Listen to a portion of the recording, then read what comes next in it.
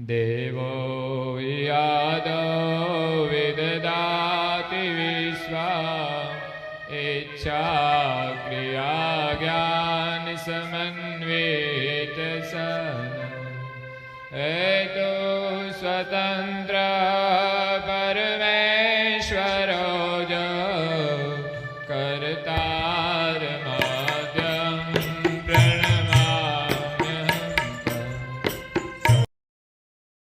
श्रीमद् करुणा सागर महाराज की कैवल धाम की जय। श्री महाराज की जय।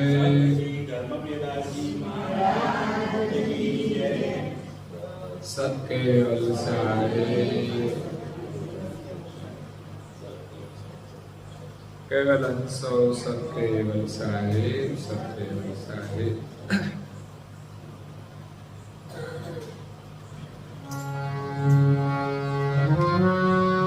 अब देखो निज नयन तुम्हारे करो अनुभव भगवान स्वरूप हमारे। ऐसा है पुरुष यादो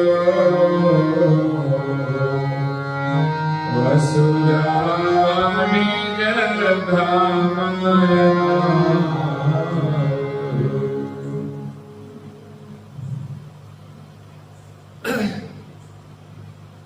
प्रेमी भक्तजनों, ज्ञान संप्रदायના અધ્યસ્થાપક અનંત બ્રહ્માંડાધીશ વિશ્વ નિયંતા સકર્તા સત કૈવલના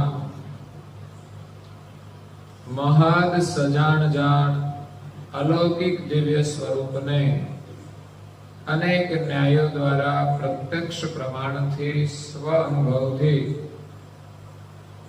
પ્રતિપાદન કરી આપનાર અનંત અંશોના તારણહાર પરમ મોક્ષના દાતા કૈવલ ધર્મ ધુરંધર મહાન સમાંત પરમ શ્રેષ્ઠ પરમ વિભૂતિવાન પરમ દયાળુ પરમ કૃપાનિધિ સર્વજ્ઞ દિવ્ય પરમ ગુરુ શ્રીમદ કરુણાસાગર મહારાજ વિશ્વભરના મનુષ્ય તનુધારી ચૈતન્ય અંશોને સંબોધીને યથાર્થ જ્ઞાનનો ઉપદેશ આપતા સ્વરચિત અગાધ બોધ ગ્રંથના 85મા અંગને વિશે પરમ ગુરુ અવિગત જ્ઞાનનો અવિગત ગતિનો બોધ આપતા કહે છે કે અબ દેખો નિજ નયન તુમારે करो अनुभव पुन स्वरूप हमारे। ऐसा हम है पुरुष ही आदो वसु जहां निज धाम अनादु। અહીંયા દિવ્ય પરમ ગુરુ પોતાની ઓળખાણ કરાવે છે।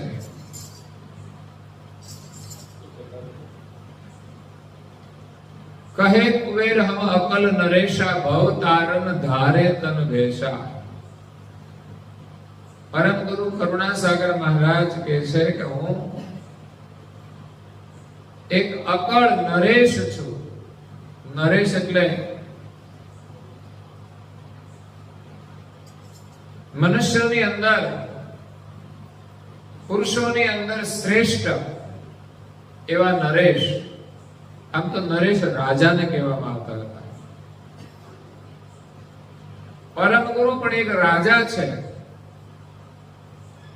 પણ રાજાની અંદર ફરક હોય છે।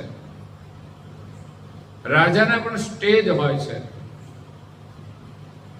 અમુક વિસ્તારનો પણ રાજા કહેવાય, પછી એનાથી મોટો હોય તો મહારાજા કહેવાય, એનાથી પણ મોટો હોય બધેનું સામ્રાજ્ય હોય તો ચક્રવર્તી રાજા કહેવાય। એ પરમ ગુરુ કરુણાસાગર એ આખા વિશ્વના રાજા છે। ગુરુ મહારાજા એક ભજનની અંદર પ્રયાગદાસજી મહારાજે કહ્યું છે, કરુણા સાગર રાજાધિરાજા ગુરુ મહારાજા કૈવલ ખુદ કીર્તા. કરુણા સાગર રાજા મહારાજા કૈવલ ખુદ કીર્તા. આપણે લાવણી પદ બોલીએ છીએ, એમાં પણ આવે છે, શ્રી કરુણા સાગર મહારાજ રંક ધીરાજ ગરીબ નવાજ મહેર કરો મુજને મહેર કરો મુજને હું વળગી રહ્યો છું પ્રેમ કરીને તમને. લાવણી પદની રચના બળદેવદાસજી મહારાજના શિષ્ય નારણદાસે કરેલી છે, સંત નારણદાસ. તો એની અંદર બહુ સુંદર ભાવ છે. કરુણાસાગર બાપજીનું જે દિવ્ય સ્વરૂપ છે એમની એમાં ઓળખાણ છે. દિવ્ય પરમ ગુરુ ગુરુગાદી સારસાપુરીના દેવાલયની અંદર જે બિરાજમાન છે એમના દર્શનનો ઉત્તમ ભાવ છે. એમાં એ સંત નારણદાસની જે દ્રષ્ટિ છે દર્શનની, એ આપણને પ્રાપ્ત થાય છે કે ગુરુગાદી સારસાપુરીમાં દેવળમાં તમે દર્શન કરો તો આ લાવણીના ભાવથી તમે દર્શન કરશો તો દિવ્ય અનુભવ થશે. પરમ ગુરુ કેવા છે, જ્યારે પણ એમના દર્શન કરીએ ત્યારે એમના પ્રત્યે અહોભાવ થવો જોઈએ. અને અહોભાવ ક્યારે થાય કે એની વિશેષતા આપણે જાણતા હોઈએ તો થાય. નરેન્દ્ર મોદી આવે ને તો અહોભાવ થાય આપણને, કારણ કે પ્રધાનમંત્રી છે એવી ખબર હોય. પણ જેને ખબર ના હોય એના બાજુમાં નીકળી જાય તો એને ખબર ના પડે, એને પ્રત્યે અહોભાવ ના જાગે. એમ પરમ ગુરુ કરુણાસાગર કોણ છે, કેવા છે, અને પૃથ્વી પર દિવ્ય દેહ ધારણ કરીને આવ્યા છે. શા માટે આવ્યા છે? ભવ તારણ ધારે તન ભેષા. એને માનવ શરીર ધારણ કર્યું છે જગતના જીવોને તારવા માટે. તારવા તારવા તારવા પરમ ગુરુ આવ્યા અંશોને તારવા રે. અંશોને તારવા આવ્યા મારા વાલા, પ્રેમીને પાર ઉતારવા રે. તારવા તારવા તારવા પરમ ગુરુ આવ્યા અંશોને તારવા રે. આ બધો ભાવથી ભરેલા ભજનો છે. પરમ ગુરુ કોણ છે એના પ્રત્યે અહોભાવ, કે આપણે સંસારમાં ડૂબીએ છીએ, દુખી થઈએ છીએ, એમાંથી આપણે તારવા માટે આવ્યા છે, એમાંથી આપણને બચાવવાને માટે આવ્યા છે. જેમ અંગ્રેજોનો અત્યાચાર હોય કે મોગલોનો અત્યાચાર હોય કે આજના આતંકીઓનો અત્યાચાર હોય, એની અંદર માણસ ફસાઈ ગયો હોય તો કેટલું દુખી થાય. એમ સંસારમાં આપણે ફસાઈ ગયા છીએ, પણ એની અંદર કોઈ બચાવવા આવ્યું હોય તો આપણને કેટલો આનંદ થાય. ઘણા વિડીયો એવા જોવા મળે, લોકો આવી રીતે ફસાઈ ગયા હોય અને મારતા હોય, પીટતા હોય. એ વિડીયો જોઈને તો એમ થાય કે અહીંથી જ આપણે એને ઉડાડી દઈએ, પણ મળે કેવી રીતે? એવા દુષ્ટ લોકો આ દુનિયામાં હોય છે. તો આ સંસારના જે દુષ્ટ કાર્યો છે એમાંથી આપણે છૂટવાનું છે, દુષ્ટ કર્મમાંથી છૂટવાનું છે, મિથ્યા કર્મમાંથી પણ છૂટવાનું છે. કોઈ માણસ દુષ્ટ કર્મ નથી કરતો, પણ મિથ્યા કર્મ તો કરે છે, જે બિનજરૂરી હોય, જેનો કોઈ લાભ ના હોય. માનવ જીવન તો મળ્યું છે ઉત્તમ કર્મ કરવા માટે. અને તમે અહીંયા બધા આવો છો મંદિરમાં, આ મંદિરનું નિર્માણ થયું છે, ઉત્તમ કર્મ છે. તમારા ઘરથી મંદિર સુધી પરમ ગુરુના દર્શન કરવા આવવાનો જે ભાવ છે એ ઉત્તમ છે. આ એક વ્યવસ્થા છે. પરમ ગુરુ તમારા ઘરમાં પણ છે, ત્યાં પણ મંદિર પણ હોય છે, પણ છતાંય ગામમાં મંદિર બાંધવાનો હેતુ શું? એક તો સામૂહિક કેન્દ્ર બને, ઉપાસનાનું પણ કેન્દ્ર બને, અને સામૂહિક જગ્યા હોય, સામૂહિક કાર્યક્રમ કરવો હોય તો પણ અનુકૂળ રહેતું હોય છે. બીજું કે ગામની અંદર મંદિર છે એ ગામની શોભા છે, અને જેનું મંદિર હોય એમના જે સેવકો હોય એનું ગૌરવ છે. એટલે ગામની અંદર મંદિર છે, પરમ ગુરુ અહીં બિરાજમાન છે, અહીંયા બધા જ લોકો એમના દર્શન કરવા આવી શકે, એટલું મહત્વનું સ્થાન છે. તમારા ઘરમાં બધા લોકો આવશે ભાઈ? અહીંયા માનતા હશે આવશે, નહીં માનતા હોય એ પણ આવશે. એટલા માટે આ મંદિર વિશેષ છે. વિશેષ કેવું કે અહીંયા આપણને વિશેષ લાભ મળે છે. આપણા ઘરમાં તો થોડું મોહનું પણ વાતાવરણ હોય છે, એટલે પૂજા કરવા બેસે ને તો મન તો ભટકા જ કરતું હોય. ઘડીક રસોડામાં જાય, ઘડીક આમ જાય, ઘડીક તેમ જાય, એવું રહેતું હોય છે. એનો પ્રભાવ રહેતો હોય છે.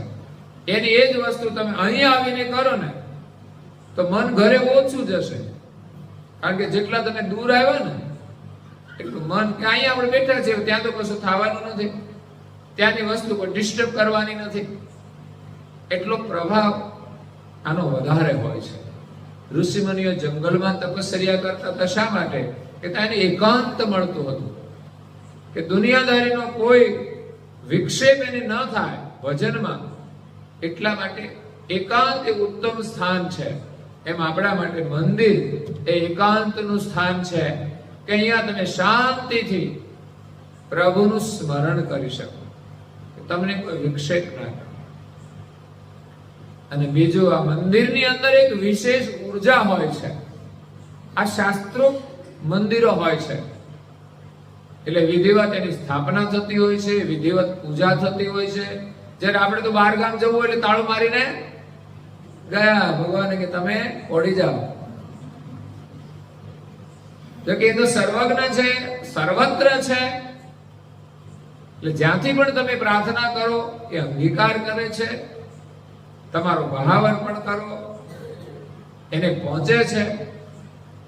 પણ એક જે પૂજાનું સ્થાન છે એની નિત્ય પૂજા થાય, એનું મહત્વ વિશેષ હોય છે. કોઈ પણ સંજોગોમાં આપણે અહીંયા નિયમિત પૂજા થતી હોય છે. એટલે ઘરમાં પણ મંદિર હોય છે, ગામનું પણ મંદિર છે. ગામનું મંદિર એ વિશેષ મહત્વનું છે. માનો કે એક તો કોઈ વસ્તુની કંપની હોય, ત્યાં વસ્તુ બનતી હોય, પણ કઈ માણસો બધા કંપની થોડા લેવા જાય. પછી બીજું, એ વસ્તુ આવે ને હોલસેલની દુકાન હોય, ત્યાં બધી આવે, પણ ત્યાંય બધા ના જાય ગ્રાહકો, ત્યાં વેપારીઓ જતા હોય છે. અને બીજી એક ગામની અંદર રિટેલની દુકાન હોય તો ત્યાં બધા લોકો જતા હોય. મતલબ કે જેને જે દુકાનમાં સારું લાગે ત્યાં જાય. એમ આપણા ઘરમાં મંદિર છે ને રિટેલની દુકાન જેવું છે, તમને ત્યાં મળી જાય બધું. પણ વિશેષ ત્યાં ના હોય તો હોલસેલની દુકાન છે ને ત્યાં સસ્તું હોય અને જથ્થાબંધ હોય છે. જેટલા લોકો આવે એટલા લઈ જાય, જેટલા વેપારી આવે એટલા જ્યારે સામાન્ય દુકાનમાં તો પછી વધારે લેવા આવે તો કે નથી, એવું બને ને. તે આપણા ઘરમાં એવું થઈ જાય કદાચ. એટલે ઘરનું મંદિર હોવા છતાંય ગામના મંદિર સુધી આપણે જવું જોઈએ. એ પણ આપણી એક કસોટી છે. વિચાર કરજો, ઘરમાં હોય તો ઠીક છે, ચાલો બેસી ગયા, અને એ સારું બેસે તો નહીં તો બધા નથી બેસતા. હા, ઘરમાં એકાદ લોકોને જેને વધારે શ્રદ્ધા હોય ને એ મંદિર આગળ બેસે, દીવો કરે, આવડે તો પ્રાર્થના કરે, નહીં તો કઈ નહીં. પણ થોડું ઘણું તો ઈષ્ટનું આવડતું હોય, જે કઈ બે નામ છે, એકાદી આરતી છે, તો એટલું કરે. પછી બીજા બધા લોકો એમ સમજે કે આપણા ઘરમાં તો પૂજા થઈ ગઈ છે, એટલે આપણે કઈ જરૂર. મંદિર છે બધાને પૂજા કરવા માટે છે, બધાને શાંતિ મેળવવા માટે છે, બાથરૂમ બધાને સ્નાન કરવા માટે છે, રસોડું બધાને ભોજન બનાવવા માટે છે. એમ આપણા ઘરનું મંદિર બધાને પ્રાર્થના કરવા માટે છે. આપણે જાગવું જોઈએ અને બધાએ સવારે વહેલા ઉઠી નાહી ધોઈ અને સૂર્યોદય પહેલા તૈયાર થઈને ભગવત સ્મરણ, પૂજા, પ્રાર્થના અને ધ્યાન, 3 વસ્તુ આપણે કરવી જોઈએ. સૌ પ્રથમ પૂજા એક સંસ્કાર છે. આપણા ઈષ્ટદેવ પ્રત્યે આપણો એક પૂજ્ય ભાવ છે. પૂજ્ય ભાવ એ પૂજા છે. તો પરમ ગુરુ વિદ્યમાન હતા એ સમયે લોકો પૂજા કરતા હતા અને લાભ લેતા હતા, જેનું વર્ણન અગાધબોધ ગ્રંથમાં છે. તો એ જ સંસ્કારની પરંપરા સાધુ સંતોમાં હોય છે. પણ પરમ ગુરુ તો પ્રધાન છે, આપણા ઈષ્ટદેવ છે. એટલે એમની જે કઈ સ્થાપના હોય એ સાક્ષાત સ્વરૂપે બિરાજમાન છે, એવા ભાવથી જ આપણે પૂજન કરીએ તો પરમ ગુરુ વિદ્યમાન હોય અને જેટલો લાભ મળે એટલો જ લાભ આજે પણ આપણને મળે છે. એટલે આપણે પૂજા કરવી જોઈએ, પ્રાર્થના કરવી જોઈએ. અને મંત્ર દીક્ષા લીધી હોય, મંત્ર હોય તો જેવું આવડે તેવું, પણ નિયમથી આપણે જપ કરીએ ને તો પરમ ગુરુના આશીર્વાદ મળે. એની પ્રેરણાથી પછી આપણી સાધના આગળ વધે છે. કોઈ પણ કર્મ કરીએ છીએ એનું ફળ તો અવશ્ય મળે જ છે. સારું કામ કરીએ ને એટલે એક લાભ તો એ છે કે આપણું મન કોઈ ખોટું કામ ના કરે. નહીં તો માણસ નવરા બેઠા હોય ને તો કઈ ના કરે તો ખોટા વિચાર તો કરે છે, નકામા વિચાર કરે. જ્યારે આપણે જેવી પણ સાધના કરતા હોઈએ, સ્મરણ કરતા હોઈએ, પાઠ કરતા હોઈએ કે પૂજા કરતા હોઈએ, પણ આપણે બીજું ખોટું તો ના કરીએ. એ પહેલો લાભ છે.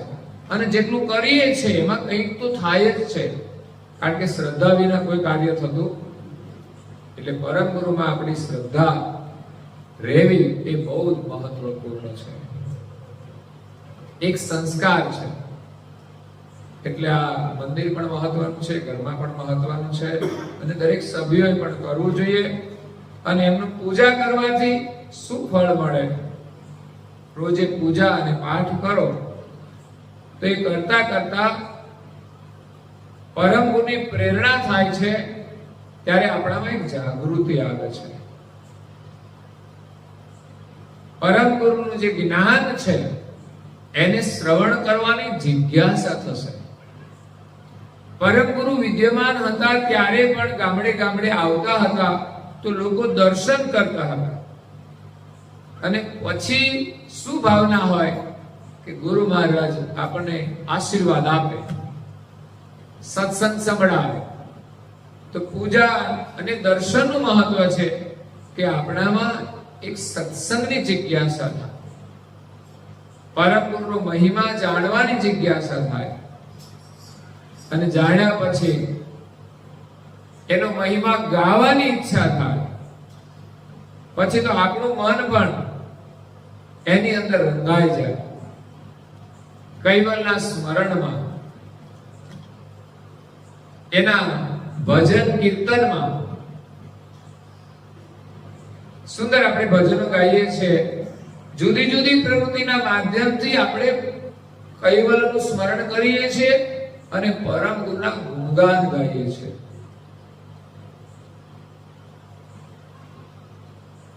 કે પરમ ગુરુમાં જેટલું આપણું મન સમર્પિત થાય એટલા જ એમના આપણને આશીર્વાદ મળે છે. બસ મન એના સ્મરણમાં જોડાઈ ગયું એ જ સુખ છે, એ જ આશીર્વાદ છે. સુખ કોઈ બહારની વસ્તુ નથી. બહારની વસ્તુ ક્યારેક સુખ આપે ને ક્યારેક ના પણ આપે. જે સમયે ટીવી લાવ્યા હોય ત્યારે આપણે ખુશ હોઈએ કે સરસ મજાનું ટીવી લાવ્યા, બીજી કઈ ગાડી લાવ્યા તો ખુશ થઈએ. પણ કાયમને માટે સુખ નથી આપતું, ખુશ નથી રહેતા. કઈક મુશ્કેલી આવે તો એ વસ્તુ કોઈ આપણને સુખ નથી આપતું. એટલે જો નિરંતર આપણે કૈવલનું સ્મરણ કરીએ ને તો એના જેવું બીજું કોઈ સુખ છે જ નહીં. જેના માટે કોઈ ચિંતા જ નથી અને જેનું સ્મરણ કરવાથી ચિંતા બધી ટળી જાય,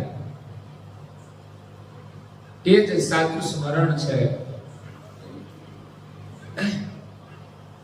હરદમ રટો સત કૈવલનું નામ, પરમ ગુરુ મળ્યા મારે બીજાનું શું કામ. સોંપી દીધું છે મારું જીવન સુકામ, પરમ ગુરુ મળ્યા મારે બીજાનું શું કામ. આ માત્ર ગાવાનું નથી પણ અંદર કેટલો અદ્ભુત ભાવ છે. હરદમ રટો સત કૈવલનું નામ.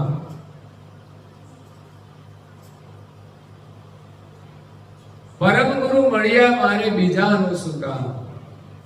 આ રટણ કોણે કરાવ્યું તો કે પરમ ગુરુએ કરાવ્યું. અને કૈવલનું રટણ કરીશું પછી આપણે કોઈની જરૂર નહીં પડે. પણ હરદમ જો રટણ કરીએ તો, બાકી થોડી વાર યાદ આવે ત્યારે કરીએ, પછી તો આખી દુનિયાનું સ્મરણ કરીએ તો પછી આપણે દુનિયામાં રહેવું પડશે. જો સર્જનહારનું સ્મરણ કરીશું તો સર્જનહાર પાસે જઈશું. એમની ચાહના હશે તો ત્યાં જઈશું. પણ થોડી વાર ચાહના થાય પછી તો પાછું મન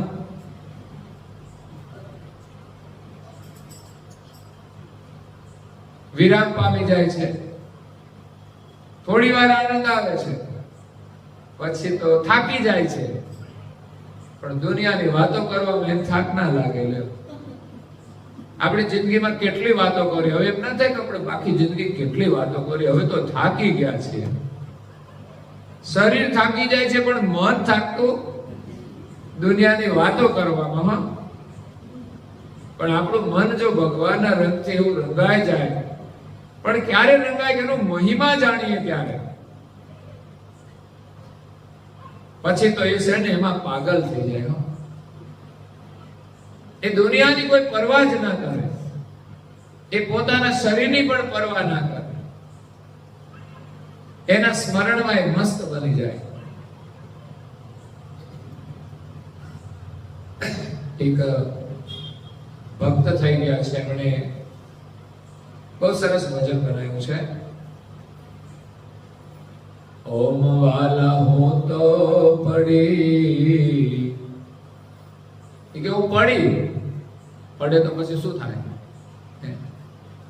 ઓમ વાલા હું તો પડી ભૂલી તાર નામમાં, ઘેલી બની સુરતા મારી પ્રભુ તાર નામમાં, ઘેલી બની સુરતા મારી પ્રભુ તાર નામમાં.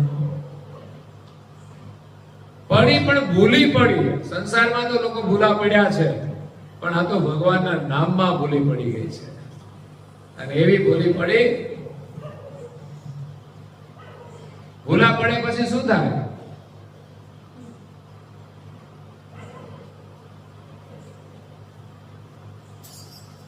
સંસારમાં આપણે ક્યાંક ભૂલા પડી જઈએ છે ને ત્યારે આપણે બીજું કઈ યાદ ના આવે. ભગવાનનું સ્મરણ કરીએ, યા તો કોઈની મદદ માંગીએ, ભગવાનના નામમાં આપણે ભૂલા પડી જઈએ, ત્યારે સંસાર બધો ભૂલાઈ જાય છે. ઘેલી બની સુરતા મારી, ઘેલી બની ગઈ છે, ગાંડી થઈ જાય છે સુરતા પ્રભુના નામની અંદર.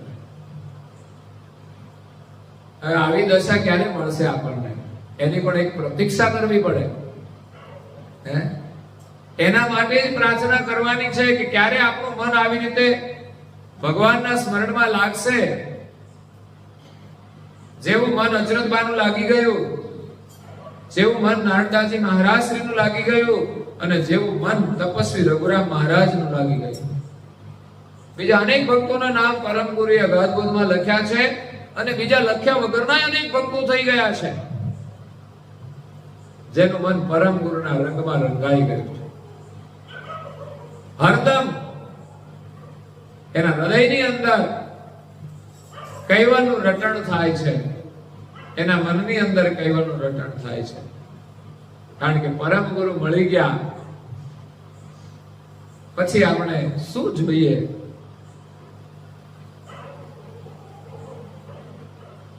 પણ એવો એમના પ્રત્યે વિશ્વાસ થવો જોઈએ કે બસ પરમ ગુરુ મારી સાથે છે, મારે કોઈ ચિંતા નથી. પરમ ગુરુ બધું કરી રહ્યા છે.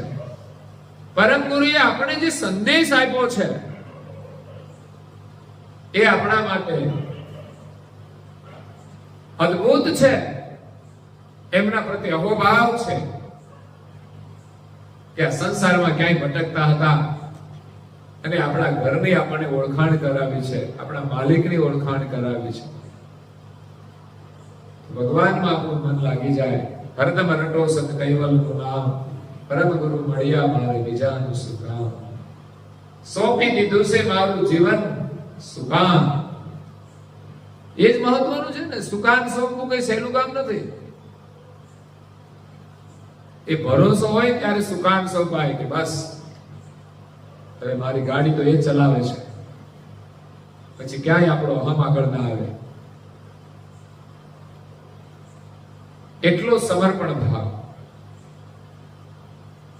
ભગવાનને આપણે આપણું જીવન સોંપી દઈએ, પછી એનું કામ પહેલું અને બીજું કામ પછી.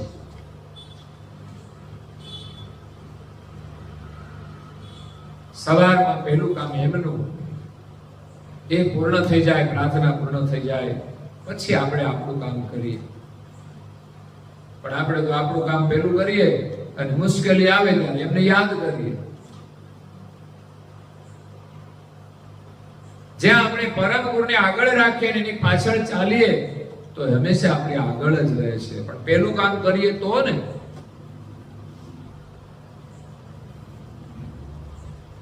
એટલે પરમ ગુરુ આપણને મળી ગયા છે, આપણું અહોભાગ્ય છે. હવે કૈવલના નામની અંદર આપણી પ્રીતિ થઈ જાય એવી આપણે પ્રાર્થના કરવાની છે. કારણ કે સર્જનહારનો મહિમા જાણીએ તો પછી એના નામનું સ્મરણ કેમ ના કરીએ? નિરંતર કેમ ના કરીએ? એની અંદર અદ્ભુત રસ છે, એની અંદર અદ્ભુત પ્રેમ છે. પ્યારું વાલા નામ તારું જગત છે ખાર વાળું, ધૂન લાગી રેન દીન બની રહી બેભાનમાં, ધૂન લાગી રેન દીન બની રહી બેભાનમાં. પ્યારું વાલા નામ તારું. ભગવાનનું નામ તો બહુ પ્યારું છે અને પાછું વાલું છે. આ બે વસ્તુ હોય ને તો એનું નામ લેવાય. જે આપણને ગમે એનું જ આપણે નામ લઈએ. પ્યારું હોય, સારું હોય, ગમે એવું હોય તો એવું સર્જનહારનું નામ પરમ ગુરુએ આપ્યું છે, કૈવલ નામ. નિરંતર એનું આપણે સ્મરણ કરવાનું છે. એવી એમાં પ્રીતિ થઈ જાય કે જેના સંકલ્પથી આખા જગતનું સર્જન થયું છે, આપણું શરીર પણ એમણે બનાવ્યું છે, આપણને જીવન પણ એ આપે છે, અને જે જે વસ્તુઓનો ઉપયોગ કરીએ છીએ બધું એમણે જ બનાવેલું છે, આપણું કંઈ જ નથી. ત્યારે આપણે એમના થઈશું. પણ મારું માનીએ છે ને ત્યાં આવરણ છે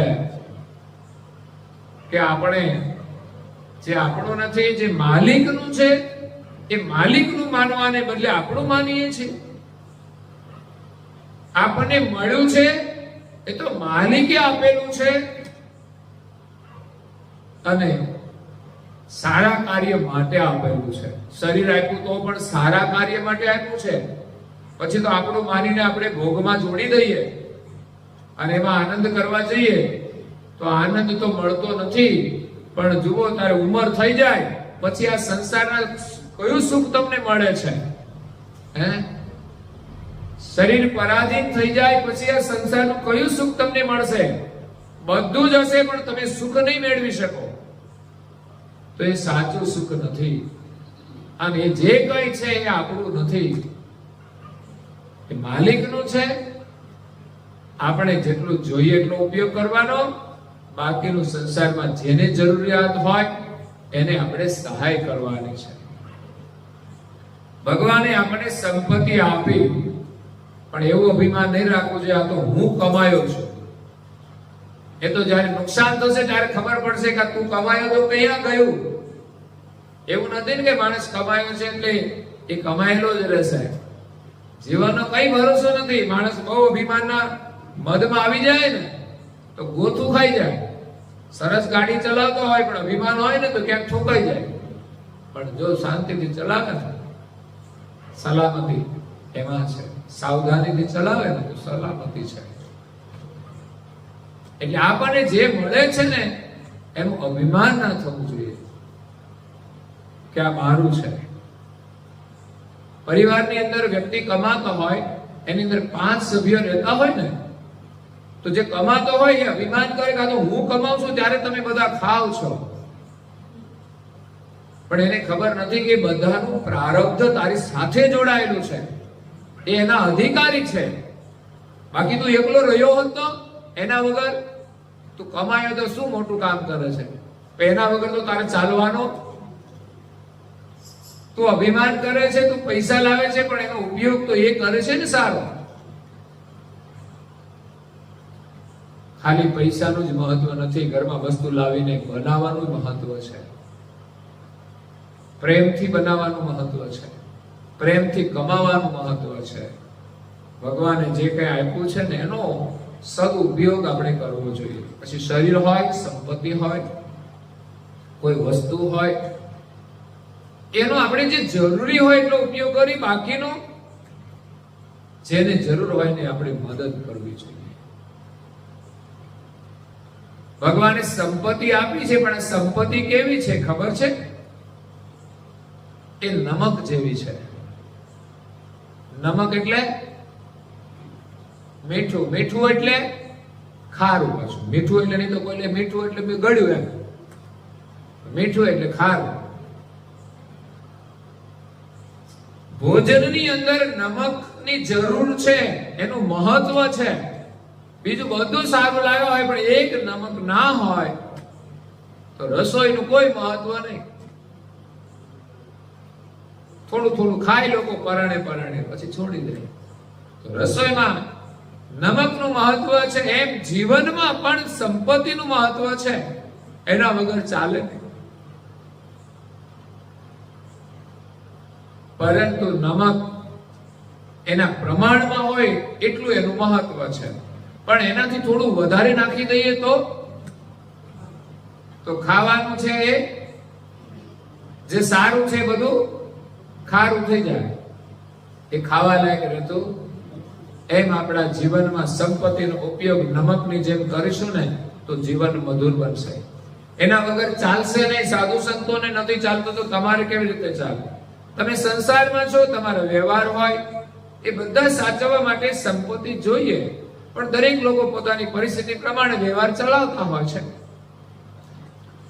પણ એમાંય જરૂરિયાત હોય એ પ્રમાણે વાપરવું જોઈએ. હોય એટલે વધારે વાપરીએ એવું નહીં. આપણી પાસે પૈસા છે તો જરૂર કરતા વધારે વાપરવાથી કોઈ લાભ નથી થતો. મારે 5 જોડી કપડાં જોઈએ તો 5 જોડી હોય તો બહુ થઈ ગયું, પણ ના હોય તોય પણ આપણે લાવ્યા જ કરીએ, એનું કોઈ મહત્વ નથી. એમ દરેક વસ્તુ જરૂરિયાત છે એના માટે સંપત્તિ છે, પણ એનાથી વધારે લાવો તો થોડું નમક વધારે નાખીએ ને જેમ જમવાનું ખારું થઈ જાય એમ આ જીવન પણ સંસારના ભોગથી ખારું બની જાય છે. સંસારમાં દુઃખ છે ને એની પાછળનું કારણ આ છે કે માણસ સંસારનો ભોગ અતિરેક કરે છે, પરિણામે આ જીવન ખારું થઈ જાય છે. માણસ જો સંયમમાં જીવે ને તો એનું જીવન સ્વસ્થ રહે છે અને સુખી પણ રહે છે. વિશેષ માણસની સંપત્તિ મળે તો એને સદુપયોગ કરવો જોઈએ. નમક છે ને એનો જ્યાં જ્યાં જરૂર હોય ત્યાં ઉપયોગ કરે તો બધી જગ્યાએ સારું કામ થાય, પણ એક જગ્યાએ વધારે નાખી દે તો ખારું થઈ જાય. એમ સંપત્તિ એક જગ્યાએ વધારે વપરાય છે તેના જીવનને ખારા કરી દે છે. જે લોકો બહુ કમાઈને પરિવાર માટે મૂકી જાય તો પરિવારના છોકરા હોય ને એ પણ તૈયાર સંપત્તિ મળે ને તો વિલાસ જ કરે, એનું જીવન પણ ખારું થઈ જતું હોય છે. એટલે ભગવાનના નામની અંદર આપણી પ્રીતિ થઈ જાય. કેટલું પ્યારું નામ છે, વાલું છે. ધૂન લાગી રેન દિન, રાત અને દિવસ બસ એની જ ધૂન. ઠીક છે, સાંસારિક કાર્યો હોય એટલે આપણે વાતચીત કરીએ, એનું આયોજન કરીએ, કામ પતી જાય ને બહુ પછી એનું સ્મરણ ના હોય. કારણ કે એટલું મહત્વનું નથી હોતું કે કામ કર્યા પછી એને તમે બધી જગ્યાએ ગાયા કરો. જે કઈ સામાજિક પ્રસંગો બન્યા હોય આપણે તો એની વાતો જ ખૂટતી નથી, જેની સાથે કોઈ લેવા દેવા જ ના હોય. કામ થઈ ગયું તો થઈ ગયું, પછી બીજાની વાતો કરવાથી આપણને શું લાભ? આપણું મન તો ભગવાનના નામમાં જોડવાનું છે. તો જેટલો અવકાશ મળે એમાં આપણે કંઈક આયોજન કરવું જોઈએ. જેમ રાત્રે આ સમય મળે છે તો તમે રાત્રે આવો છો અહીંયા તો ગ્રંથ વાંચન થાય, સાંભળવા મળે તો એક અભ્યાસ થઈ જાય. માણસને પોતાના સાંસારિક કાર્યમાંથી પણ થોડો સમય મળે છે, પણ એ માણસે ક્યાં જોડવો જોઈએ એનો વિચાર કરવો જોઈએ. એમની પાસે વિવેક બુદ્ધિ હોવી જોઈએ. અત્યારે બહેનો અહીં બેઠા છે, ભાઈઓ ક્યાંક તો બેઠા જ હશે ને, એ કે ઊંઘી ના જાય. તમે અહીં બેઠા હોય ને ઊંઘી જાય એ તો તમે ઊંઘ્યા પછી મોડાવું છે, પણ તો એને બેસવાનો જે અભ્યાસ થઈ ગયો છે તો એ સમય પસાર કરે છે, કાં તો વ્યર્થ નો ગુમાવે છે બિનજરૂરી. પછી એ અભ્યાસ થઈ જાય ને પછી કાયમની માટે એમાં જ એની જિંદગી પૂરી થઈ જાય. જેના માટે જીવન મળ્યું હતું એ કરવાનું તો રહી જાય. હા, પરિવારની જવાબદારી પૂરી કરી, પણ આ માનવ જીવનથી આપણે જે મહાન કાર્ય કરવાનું હતું, જે આપણું કલ્યાણ કરવાનું હતું, ફરી માનવનું જીવન મળે એવું કાર્ય કરવાનું હતું, એ તો લઈ જાય છે. એટલે ઘરમાં થોડું કરવું જોઈએ. સામૂહિક પ્રવૃત્તિ ચાલતી હોય તો પણ આપણે જવું જોઈએ લાભ લેવા માટે. એટલે ભગવાનના નામમાં જ્યારે પ્રીતિ થઈ જાય ને, પણ એનો મહિમા જાણીએ તો થાય છે. સત્સંગ સાંભળીએ તો એનો મહિમા સમજાય. ગ્રંથો છે ને પરમ ગુણ એ આપણે વાંચીએ તો એનો મહિમા સમજાય છે. તો ભજન દ્વારા, ધૂન દ્વારા કે મંત્ર જપ દ્વારા પણ એનું સ્મરણ થાય છે. પછી એનું સ્મરણ સાંભળ્યા પછી સ્વાભાવિક મનમાં વિચાર આવ્યા જ કરે. જે ક્રિયા તમે કરી છે ને એની અસર આપણા મન પર રહેતી હોય છે અને પછી પાછી એની સ્મરણમાં આવતી હોય છે. તમે ઉપાસનામાં આવીને ગયા હોય તો પણ એ ભાવ અંદર જે ભર્યો એ ફરી પાછો અંદરથી બહાર નીકળતો હોય છે વિચારોના રૂપમાં. તો ક્રિયા કરી તો એનું પરિણામ આવ્યું છે. એમ આપણે જુદી જુદી પ્રવૃત્તિઓ દ્વારા આપણા મનને ભગવત સ્મરણની અંદર જોડવાનું છે. અને લખ્યું છે, ઘરમાં બોલી બાર બોલે તન બોલે તાનમાં, છોડી ક્યારે આસો નાથ મૂકે મન રાનમાં. ક્યાં ભૂલી તો કે ઘરમાં ભૂલી ગઈ બધું. ઘણા બધા ભક્તોના ઇતિહાસ છે, ભગવાનનું નામ લેતા લેતા એ પોતાનું ભાન ભૂલી ગઈ. શ્રી કૃષ્ણ જ્યારે વિદુરના ઘરે જાય છે ને, એ દુર્યોધનના મિષ્ટ મેવા છોડી અને વિદુરના ઘરે ભાજી ખાવા માટે જાય છે. કારણ કે જ્યાં પ્રેમ છે, જ્યાં ભક્તિ છે, એના ભોજનની અંદર મધુર સ્વાદ હોય છે. માત્ર મિષ્ટાનમાં જ સ્વાદ નથી, પણ જ્યાં પ્રેમ છે, જ્યાં ભક્તિ ભાવ છે, એ ભોજનની અંદર કોઈ અલગ મીઠાશ હોય છે. અમે તો બંગલામાં જઈએ છીએ અને ઝૂંપડામાં જઈએ છીએ, પણ એવું નથી કે અમને બંગલા ગમે છે અને ઝૂંપડા નથી ગમતા. ક્યારેક ક્યારેક એવા પરિવારમાં જઈએ છીએ ત્યારે બંગલા કરતા વિશેષ મન મારું પ્રસન્ન થાય છે કે પરમ ગુરુની કૃપા એકલા બંગલામાં જ નહીં, કોઈ ઝૂંપડામાં પણ છે. પરમ ગુરુમાં જેની શ્રદ્ધા છે, પ્રાર્થના કરે છે, એ બંગલાની અંદર પણ આપણને એમ લાગે કે અહીંયા પણ પરમ ગુરુનો વૈભવ છે.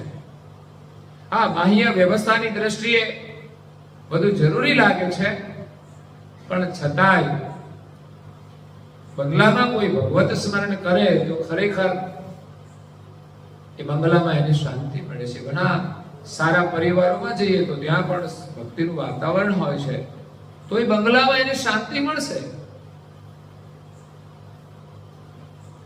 અને માણસ ઝૂંપડામાં રહેતો હોય ત્યાં પણ ભગવત સ્મરણ કર્યા પછી એના મનને શાંતિ મળે છે, એના જીવનમાં એક સંતોષ હોય છે. બહુ સગવડ હોવા છતાંય મનની અંદર સંતોષ ન હોય ને તો માણસ દુઃખી જ છે. એ બહારની વ્યવસ્થાથી દુઃખી નથી, એને બધી જ વસ્તુ મળે, ક્યાંક જવું હોય તો ગાડી હોય, બેડ સારો હોય, પરંતુ માણસના મનની અંદર સંતોષ નથી તો સુખ નથી. થોડું હોવા છતાંય માણસને સંતોષ હોય છે. એવા ગરીબો જોયા છે, એટલા બધા સંતોષ વૃત્તિના હોય છે કે થોડું કમાતા હોય છતાં પણ પ્રસન્ન હોય છે. ભગવાનના માટે સમય કાઢતા હોય છે. સંપત્તિ વધારે હોય તો સમય તો મળવો જોઈએ ને, પણ ઘણી વખત તો સંપત્તિ મેં કહ્યું ને જરૂરથી વધારે આવે તો આપણને દબાવી દે, પછી આપણને ભગવત સ્મરણ ના કરવા દે, પછી એની માયા લાગી જાય ને એની પાછળ દોડ્યા કરીએ. હા, મોટો ધંધો હોય, જવાબદારી હોય તો મહેનત કરે, પણ એમાંથી પણ આપણે અમુક સમય તો કાઢી જ લેવો જોઈએ કે ભલે પૈસા તો છે પણ આ મારે તો કરવું જ. અને એટલું કરવાથી એની સંપત્તિમાં કોઈ ઉણપ નહીં આવે. ભગવાનની દયા હોય ત્યારે આવ્યા જ કરે, બધું ચાલ્યા જ કરે. એટલે ઘરમાં ભૂલી, બહાર જાય તો પણ ભૂલી જાય બધું, એક ભગવાનને જ યાદ કરે. તો અહીંયા જે શ્રી કૃષ્ણ વિદુરને ત્યાં જાય છે ત્યારે વિદુરાણી એની પત્ની જે છે એ શ્રી કૃષ્ણનું સ્વાગત કરે છે, અને સ્વાગત માટે એમ કહેવાય છે એ કેળા લઈને આવે છે. ત્યારે એનું સન્માન કરવા માટે, એનો આદર કરવા માટે એના ભાવની અંદર એટલી તો એ ભૂલી પડી ગઈ કે પોતે કેળાની છાલો કાઢી અને એનો ગર્ભ આપવાને બદલે એ ગર્ભ એને ફેંકી દીધો અને કેળાની છાલો એને આપી દીધી. આ એક પરિસ્થિતિ છે એમની, એની કોઈ ભાન નથી રહ્યું. નહીં તો ખરેખર તો સભાનતા રાખવાની હોય ને, વિવેક રાખવાના હોય, પણ ક્યારેક તો સંસારના કાર્યમાં આવું પણ બની જતું હોય છે. હે વિદુર પત્ની ગાંડી થઈને રટે નંદ કુમારજી, વિદુર પત્ની ગાંડી થઈને રટે નંદ કુમારજી. છબીલાને છોતરા આપી, છબીલાને છોતરા આપી અને ગરબ ફેંક્યા બહાર. જોજો તમે ગાંડાની વણઝાર, ગાંડાની વણઝાર એનો ગણતા નાવે પાર. જો તમે ગાંડાની વણઝાર.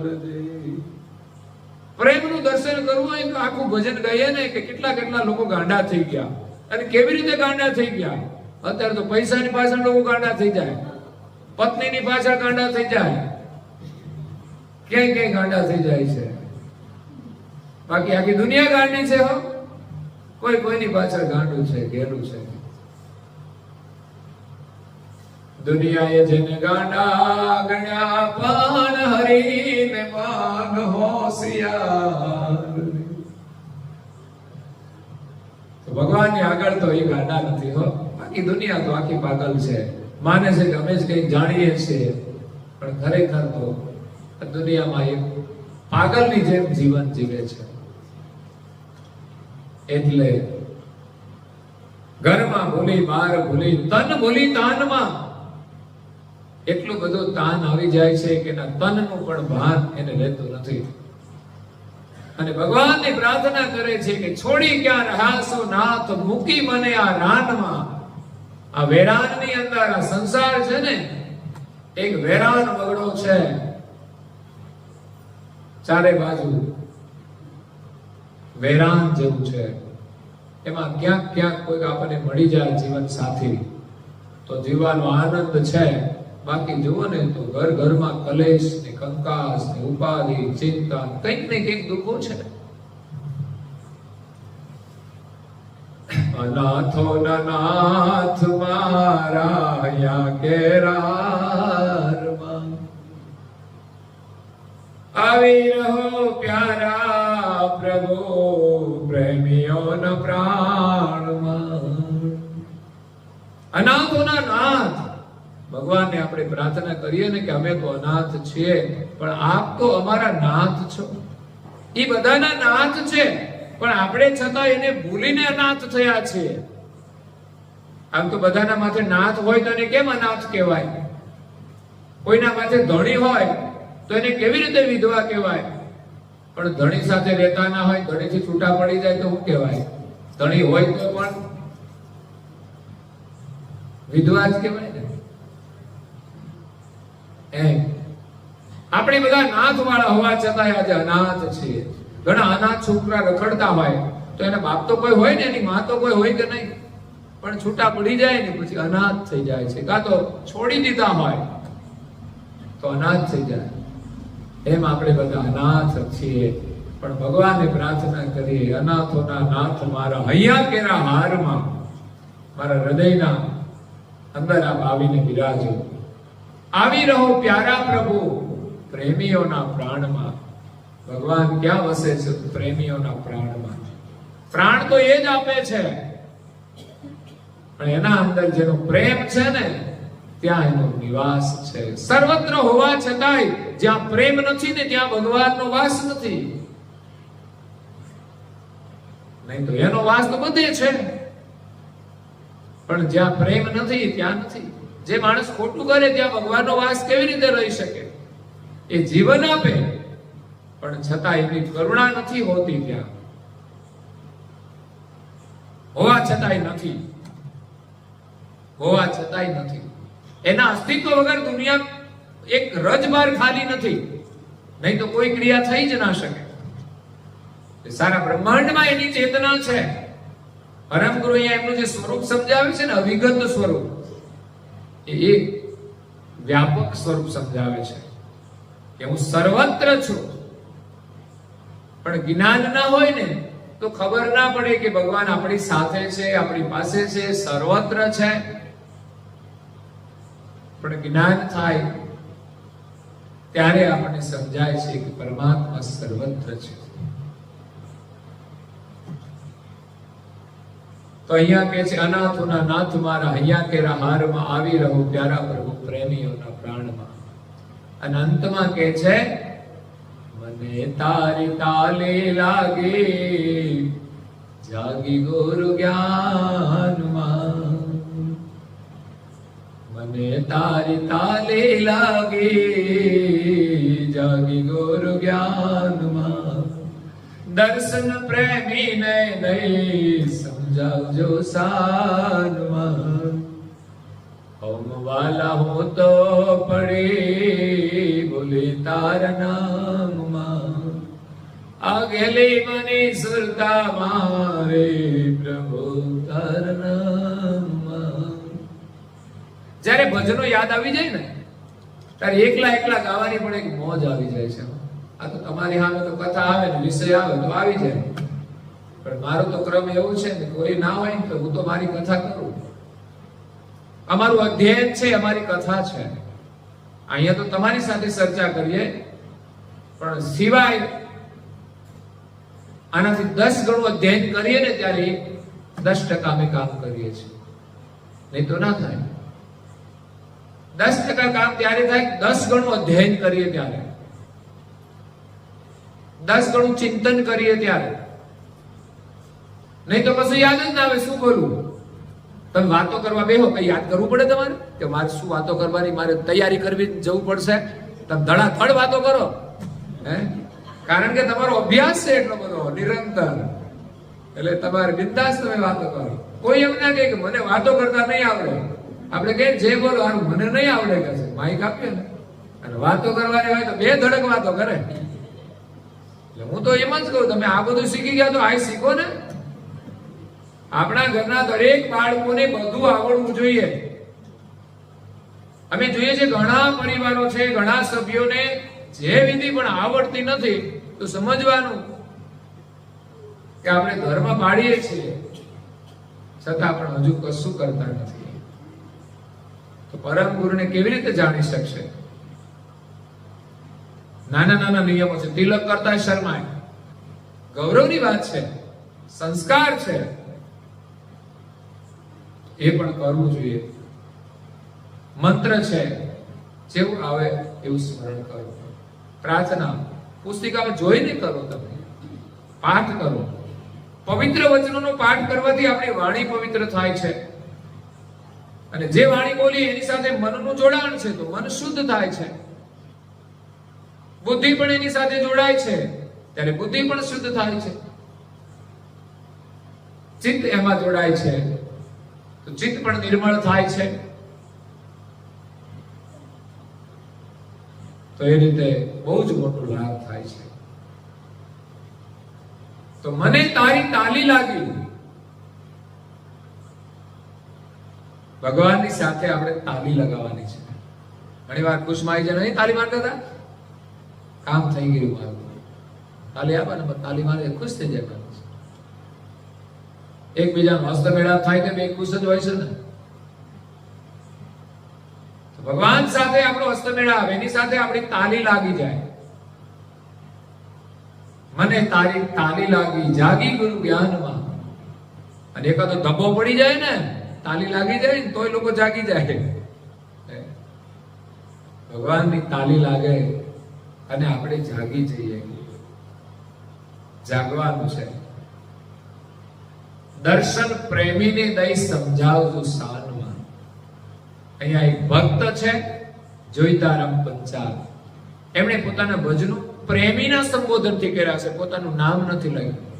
દર્શન પ્રેમીને દઈ. હું કોણ છું તમારો? નામ નહીં, એ તો શરીરનું છે, પણ હું તમારો એક પ્રેમી છું બસ. અને બીજું નામ આપવું હોય તો નેમી છું. પ્રેમી અને નેમી, મેં 2 સૂત્ર, એક સૂત્ર હતું ને એમાં એક 2 સૂત્રનું જોડાણ કર્યું છે. શીતલદાસજી મહારાજશ્રીએ સૂત્ર આપ્યું હતું નેમી વાળું, અને મેં બીજું રદ કરો. પણ મને થયું કે પ્રેમ નેમ પ્રીતે કરી, પ્રેમ અને નિયમ આ 2 છે. તો આપણે પ્રેમી પણ નેમી પણ બનવાનું અને પ્રેમી પણ બનવાનું. કારણ કે પ્રેમી હોઈશું તો જ નેમી થઈશું. તો નેમી બનવાથી પ્રેમી પણ બનાય છે. એટલે મારું કંઈક લખાણ હોય ને તો 2 બાજુ એ 2 સૂત્રો હોય છે, પ્રેમી બનો, નેમી બનો.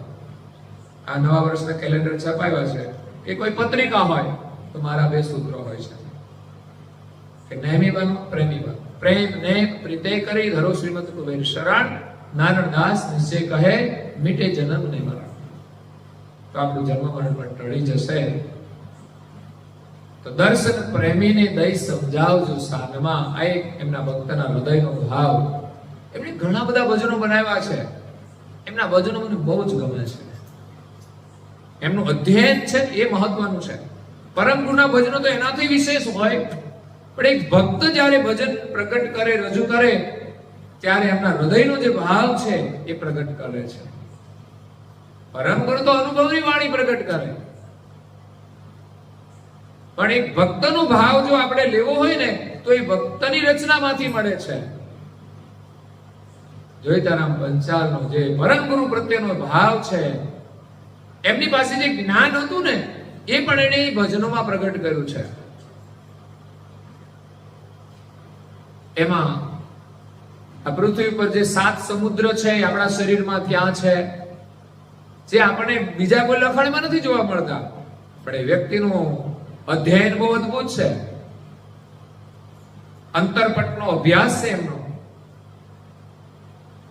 એમણે 7 ચક્રો ઉપર એ બધી વસ્તુ બતાવી, કઈ વસ્તુ ક્યાં છે. એટલે અહીંયા પરમ ગુરુ આવ્યા છે જગતના જીવોને તારવાને માટે. કહે કુબેર મકલ નરેશા ભવતારન ધારે તન ભેશા, અબ દેખો નિજ નયન તુમારે,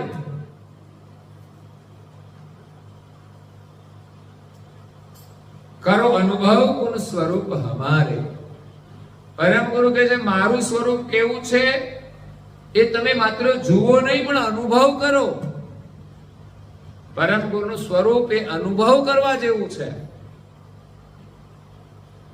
આજે પણ એના સ્વરૂપનો આપણે અનુભવ કરીએ. જો જોવાનું જ હોય તો જ્યારે હતા ત્યારે હતા, હવે તો છે નહીં એ સ્વરૂપે. પણ એ સ્વરૂપના માધ્યમથી,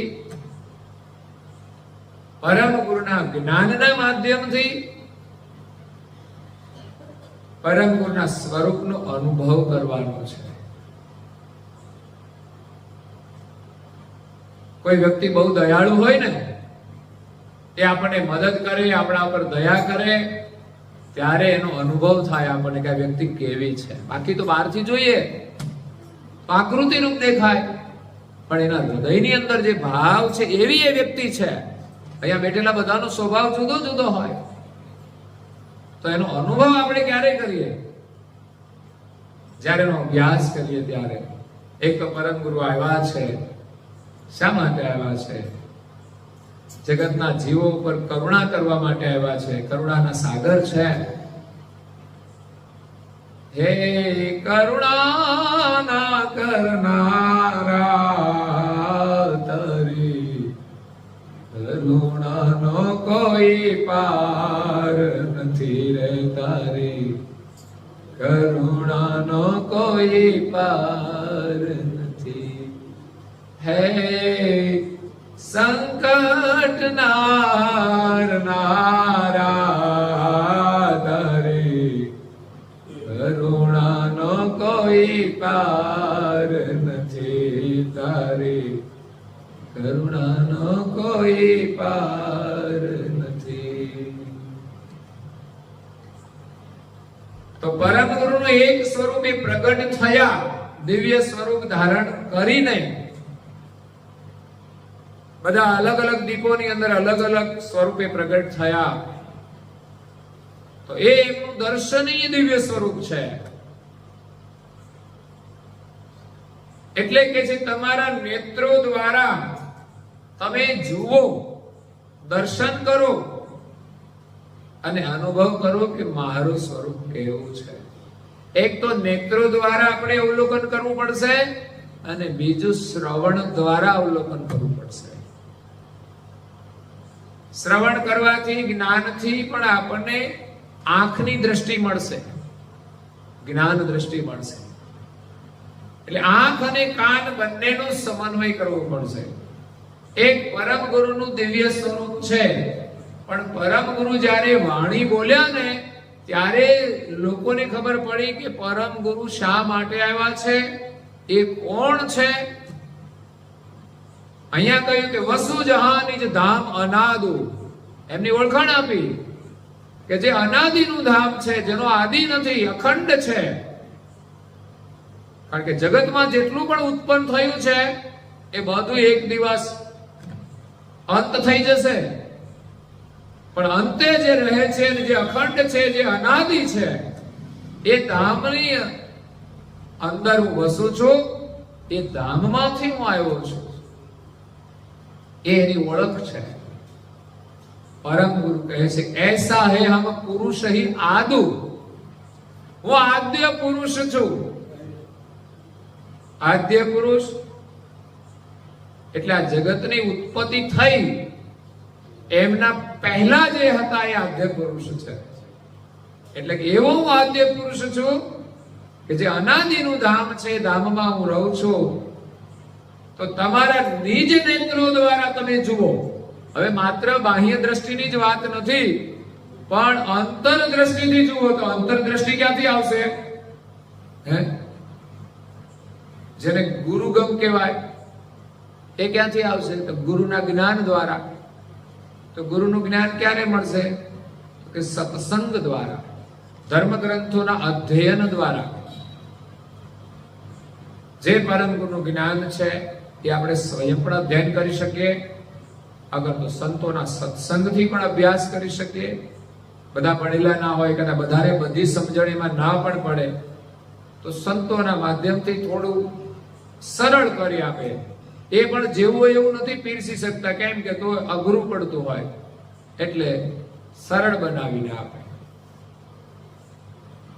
તો કરો અનુભવ પુન સ્વરૂપ હમારે, મારું સ્વરૂપ કેવું છે એ તમે જ્ઞાન દ્રષ્ટિથી અવલોકન કરો અને અનુભવ કરો. કારણ કે જ્યાં સુધી એનો અનુભવ ના થાય ને, ત્યાં સુધી એનો મહિમા સમજાતો નથી. બાકી પરમ ગુરુનું ધ્યાન કરીએ ને, આપણી સુરતા જો લાગી જાય ને, એમાં અનુભવ થઈ જાય ને, પછી તો રઘુરામ મહારાજની જેમ ખાવાની પણ જરૂર પડશે. પછી ઠંડી પણ લાગશે, તાપ લાગશે, કોઈ ચિંતા નહીં રહે. ત્યારે એમ લાગે કે આ સંસારમાં કોઈની પણ જરૂર છે. જો પરમ ગુરુમાં પ્રીતિ થઈ જાય તો, એનો અનુભવ થઈ જાય તો, પરમ ગુરુ મળ્યા મારે બીજાનું. રઘુરામ મહારાજને કોઈની જરૂર હતી ભાઈ? એને કોઈ સાથે ચેલાય નહોતા કે ચાલો મારી સાથે સાથે. એકલા જ વિચરણ કરતા હતા અને સ્વસ્થ રીતે, શરીરમાં કોઈ બીમારી નહીં. કારણ કે યોગી હતા, પ્રાણની સાધના કરતા હતા, શરીરની ક્રિયાને સંપૂર્ણ જાણતા હતા, પોતે સંપૂર્ણ સંયમથી જીવતા હતા. એટલે શરીરમાં, નખમાં કે વાળમાં એને રોગ નહોતો. એને કોઈની પણ જરૂર નહોતી, કપડાની જરૂર નહોતી, એક લંગોટી સિવાય કઈ ના જોઈએ. એક જલ પાત્ર હોય, જ્યાં તરસ લાગે ત્યાંથી મળી જાય, ત્યાંથી પી લેવાનું. એની પાસે જરૂર હતી એક માળાની. શાની હતી? માળા. કારણ કે આપણે માળા ભગવાનની કરવાની છે ને, બસ નિરંતર એમની માળા કરો. સંતો તમે ફેરો નામની માળા, મીટે જન્મ જંજાળા. સંતો તમે ફેરો કોઈ નામની માળા. સુંદર સુંદર ભજનો છે, આખા ભજનો. મને યાદ આવે ત્યારે તો હું તો આખું ગાઉં, પણ બધી જગ્યાએ બધા ગાવાનો અવકાશ નથી હોતો. એટલે માળાનું મહત્વ છે. બસ હરિના નામની માળા તમે નિરંતર જપો. તો એની પાસે કિંમતી એક માળા હતી. આપણે ગળામાં કંઠી રાખવાની હોય છે, ખબર છે?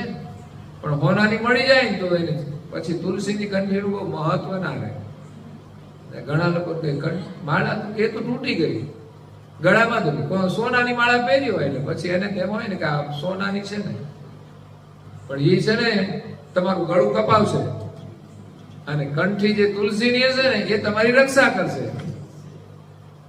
એમાં સલામતી નથી. હા, કિંમતી ખરી સોનાની, પણ સલામતી નથી, ખતરો છે.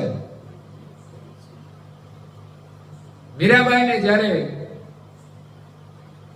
કૃષ્ણમાં મન લાગી ગયું ને, પછી તો એ રાજની રાણી હતી, પણ કોઈ દાગીનામાં એને રસ નહોતો.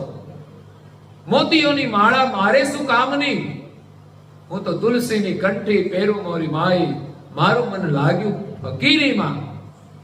રાણી હોવા છતાંય હું તો કોઈ વૈભવ આપણી પાસે હોય તો બધો ભોગવવાનો, ભગવાનમાં મન લાગી જાય તો વૈભવ એની જગ્યાએ રહ્યો. જેને ભોગવો એ ભોગવે, પણ આપણે એનાથી બચી જઈએ. એટલે મીઠું છે ને જરૂર કરતા વધારે કોઈ પણ વસ્તુનું સેવન કરીએ ને તો જીવન ખારું થઈ જશે. સંસારમાં બહુ ભોગ ભોગવવામાં મજા નથી. બધી બીમારીઓ, બધા દુઃખો એમાંથી જ ઊભા થયા છે. માણસ સંયમથી જીવે અને વધારાનું બીજાને આપે ને તો જિંદગીમાં દુઃખી ના થાય. આ છે જીવનનો સાર. પણ એવું જીવતા તો કોઈ શીખે છે, કોઈ જીવી શકે છે, બાકી તો માયા છૂટે એવી નથી. એટલે પરમ ગુરુનું એક પ્રગટ સ્વરૂપ છે. બીજું, એમને જે વાણી ઉચ્ચારી છે એ ગ્રંથો છે, એ એનું જ્ઞાન સ્વરૂપ છે. આપણે જેમ કર્તાના અંશ છીએ, એ પરમ ગુરુ પણ કર્તાના પરમ વિશેષ અંશ છે. તો એ પરમ વિશેષ અંશ સ્વરૂપ પણ એનું છે, જે કર્તાની સાનિધ્યમાં છે. અને ચોથું, સમસ્ત બ્રહ્માંડની અંદર જે બ્રહ્મરૂપી પ્રકાશ છે, એની અંદર કૈવલ કર્તાની જે જાણ, સર્વજ્ઞ જાણ, જે સર્વવ્યાપક, જેને પ્રકાશ બ્રહ્મવૃત્તિ કહે છે, જેને સોહંગ બ્રહ્મ કહે છે, એ પરમ ગુરુનું દિવ્ય શરીર છે. પરમ વિશેષ અંશે એ દિવ્ય શરીર ધારણ કરેલું છે, એટલે એ સર્વજ્ઞ છે, સર્વત્ર છે. સોહંગ રૂપી જીવન આપણે લઈએ છીએ, જે સમસ્ત બ્રહ્માંડમાં વ્યાપક છે, એની ચેતના છે. તો એ પરમ ગુરુના સ્વરૂપનો આપણે અનુભવ કરવાનો છે, કે જે આપણને સ્પર્શીને રહેલું છે. આ અંશના શરીરમાં બિરાજમાન છે, એના સિંહાસન ઉપર, બ્રહ્મરંધ્રમાં. તો એમની વૃત્તિ નીચે પ્રણવ ઉપર પડી છે, એ પ્રાણ ચલાયમાન થયો અને એની દ્રષ્ટિ આ શરીરમાં રહેલી છે. એટલે શરીરના સુખે સુખી ને દુખે દુખી છે. પણ એ અંશ ઉપરાંત જે સોહંગ પ્રણવ છે, એનું જીવન લે છે, ત્યારે એ આ શરીરમાં રહી શકે છે. તો આ જે પ્રાણ છે એનો એક છેડો ઓહંગ રૂપે અંશ સાથે જોડાયેલો છે, અને બીજો છેડો સોહંગ રૂપે કૈવલ કર્તા સાથે જોડાયેલો છે. એ ઓહંગ રૂપી જે જાણ છે અંશની, એ આખા શરીરમાં વ્યાપેલી છે. અને બીજી જે સોહંગ રૂપી જાણ છે, એ અંશની સાથે જે પ્રાણ રૂપે જોડાયેલી છે, એ કૈવલ કર્તા સાથે જોડાયેલી છે. તો એ જાણ આપણા સુધી આવેલી છે, પણ આપણી નજર નીચે છે, જાણ ઉપર છે.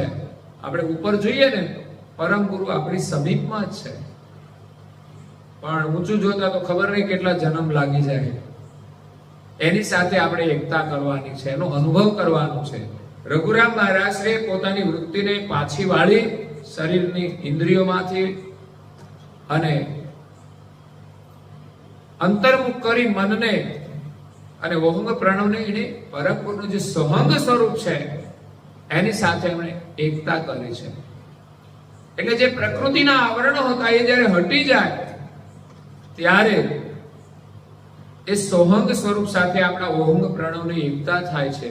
ત્યારે પરમ ગુરુના સ્વરૂપનો અનુભવ થાય છે. અને એમે જ્યારે આપણે થોડી થોડી પ્રક્રિયા કરીએ ને, ત્યારે પણ માયા આપણે ભૂલીએ છીએ. તો એ પણ એ સમયે જ્યારે મન લાગી જાય ને પ્રસન્નતા મળે છે, એ પણ એક સોહંગની ઝલક જ હોય છે, પણ એક થોડી વાર માટે રહે છે. આપણે એમાં ટકી નથી શકતા, કારણ કે આપણું મન છે ને અધોમુખી અભ્યાસ થઈ ગયો છે ને. એટલે પ્રાર્થના બેઠા હોય, થોડી વાર મન ભગવાનમાં લાગે, થોડી વારમાં પાછું ઘરે આંટો મારી આવે, કાં તો કોઈ ને કઈ વિચાર આવી જતા હોય. તો તો એ રીતે આપણે થોડો આ સોહંગ સ્વરૂપનો આનંદ મળે છે. અને એ જ જે નિર્મળ અને નિર્વિકારી જે આનંદની સ્થિતિ છે ને, એ જ સોહંગની અનુભૂતિ છે. પણ એમાં રહેવાનો એક અભ્યાસ કરવાનો છે કે વધુમાં વધુ સમય આપણે એમાં રહેવાનો અભ્યાસ કરીએ. અને અભ્યાસ વગર એમાં રહી શકાશે? બહારની ક્રિયાઓને અભ્યાસ તો છે જ, પણ મન જે સોહંગ સ્વરૂપ જે નિર્મળ છે એના સ્મરણમાં આપણી પ્રીતિ લાગી જાય તો એ સ્થિતિ છે. તો જેવું આપણે જીવન જીવીશું એ પ્રમાણેનો અભ્યાસ થશે, એવી સ્થિતિ આપણને મળશે. તે પરમ ગુરુનું સોહંગ સ્વરૂપ છે. અને એક સંત એ પણ પરમ ગુરુનું સ્વરૂપ માનવામાં આવે છે કે જે સંતો નિરંતર પરમ ગુરુના સ્વરૂપની એકતામાં રહેતા હોય, એની સેવામાં રહેતા હોય, તો એને પણ એક પરમ ગુરુના પ્રતિક રૂપે પરમ ગુરુ રૂપ માની અને આપણે પરમ ગુરુનું સ્મરણ કરીએ છીએ. કારણ કે કોઈ સંતો છે, બધા જાગરણ કરાયું ભૂતકાળની અંદર, તો આ બધું ચાલ્યું આવે છે આપણા માટે. અને સંતોના સંગથી કે સત્સંગથી આપણે પરમ ગુરુનો મહિમા સમજાય, કે પરમ ગુરુનું સ્મરણ થાય, કે આપણે પેલા કંઈ જ ખબર ના હોય ને આપણામાં જે જાગરણ આવે છે સંતોના સંગથી સત્સંગથી, તો એ સંતનું સ્વરૂપ એ પરમ ગુરુનું સ્વરૂપ છે. એમાં પરમ ગુરુની પ્રેરણા હોય છે એના ભીતરની અંદર. તો એ રીતે પરમ ગુરુનું વિવિધ સ્વરૂપ છે. તો એ પરમ ગુરુ જીવનનું કલ્યાણ કરવા માટે અવની પર આવ્યા છે. આપણું સૌભાગ્ય છે કે આપણને એનું શરણ મળ્યું છે, એમની દીક્ષા મળી છે. એથી વિશેષ આપણને એનું સત્સંગ મળે છે કે સત્સંગ આપણે સાંભળીએ છીએ. અને આપણા ગામમાં પરમ ગુરુ મંદિરના રૂપમાં આવીને બિરાજમાન થયા છે. તો હું કહેતો હતો ને, મંદિરનું એક મહત્વ એ છે કે આપણે ઘરમાં તો દર્શન કરીએ, પ્રાર્થના કરીએ, બધું જ કરીએ, પણ એક કસોટી હોય છે કે ગામમાં કદાચ મંદિર હોય ને રોજ જવાનું હોય તો કસોટી થાય કે ના થાય? કામકાજ આવી જાય તો ભાવ હોય તો જવાય ને, એ પણ એક કસોટી છે. અચરતમાં પરમ ગુરુના દર્શન કરવા જતા જ કસોટી થઈ ને. લોકો એમને રોક્યા, પણ એ રોકાણા નહીં. એનો નિયમ હતો કે દર્શન કર્યા વિના અન્નજળ ના લેવું. આપણે એવો કોઈ નિયમ ખરો કે આ નિયમ ના પડાય તો અન્નજળ ના લેવું? આપણે તો કે પાળી શકે તો પાળીશું, ના પાળી શકે તો રજા. ઠીક છે, કોઈ દિવસ છૂટી માન્ય છે, પણ વસ્તુ છૂટી ના જાય એનું આપણે ધ્યાન રાખવાનું છે. અનિવાર્ય સંજોગો હોય, વિપરીત પરિસ્થિતિ હોય, તો એ સમયે આપણે કોઈ નિયમ એકાદ દિવસ માટે ન જઈએ તો કઈ વાંધો ના આવે. પણ નિયમમાં પ્રીતિ તો એવી પણ થઈ જશે એકવાર કે એકાદ નિયમ હશે, પણ એવો દ્રઢ નિયમ હશે કે નિયમ આપણે પરમ ગુરુ સાથે જોડી દે.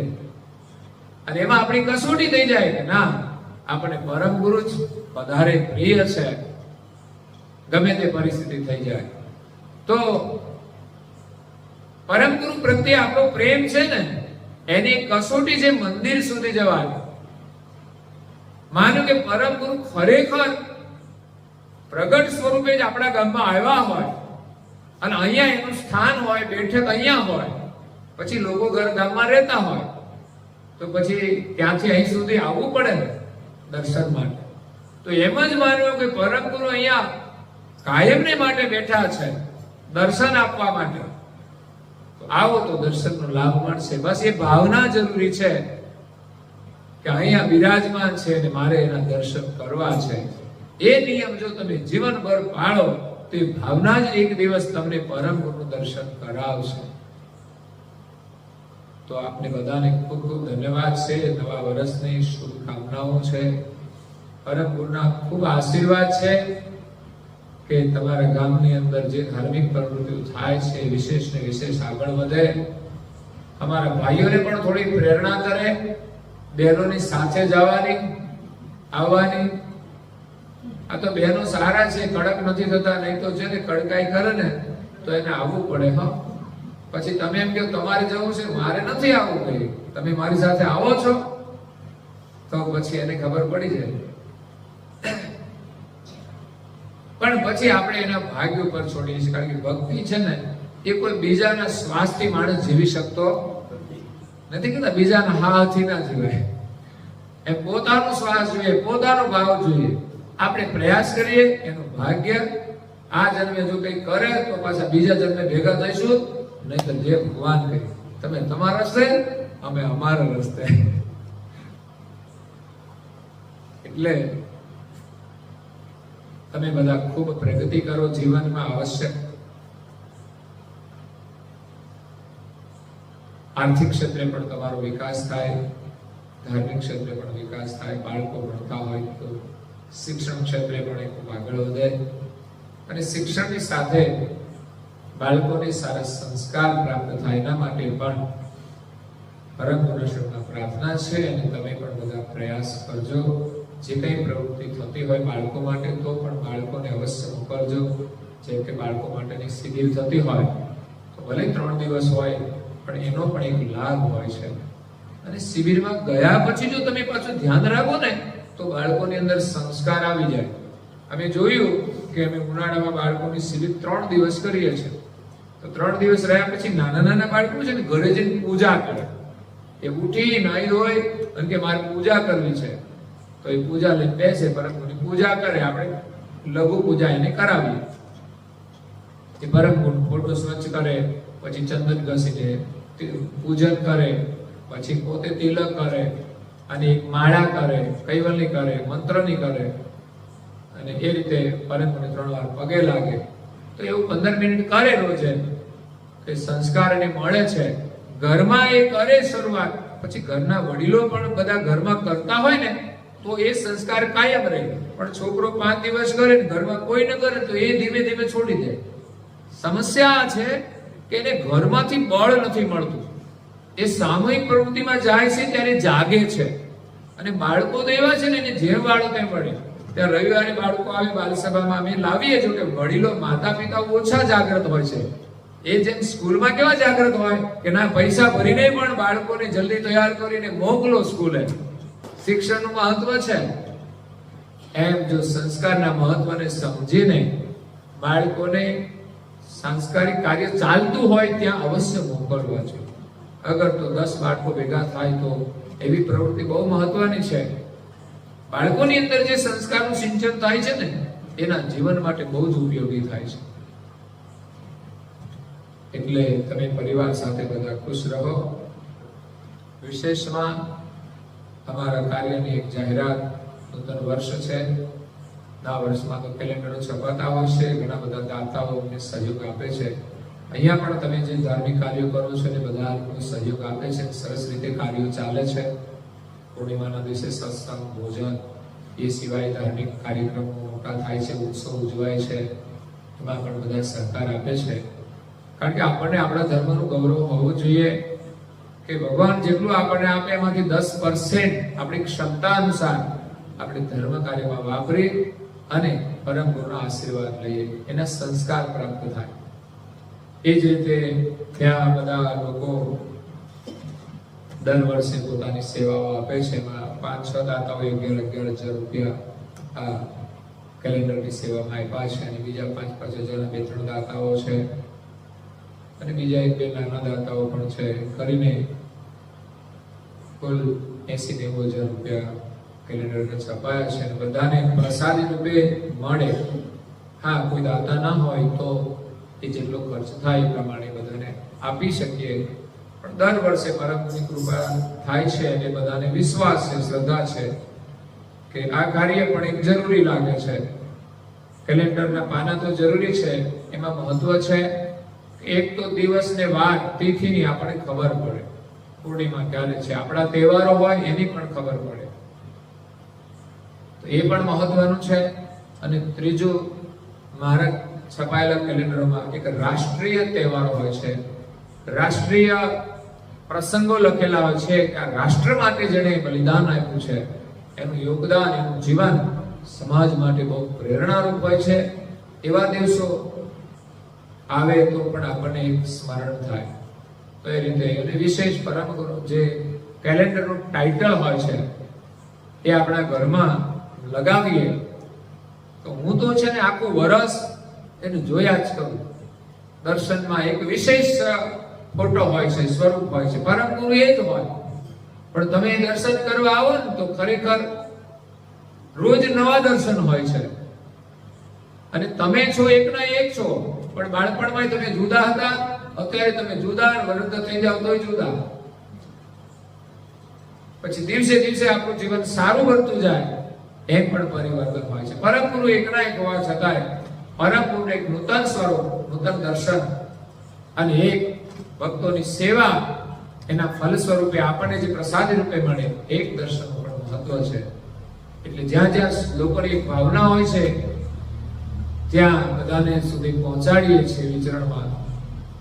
એટલે નવા વર્ષના દિવસોમાં ખાસ મારું વિચરણ કરવાની મારી ઈચ્છા હોય છે.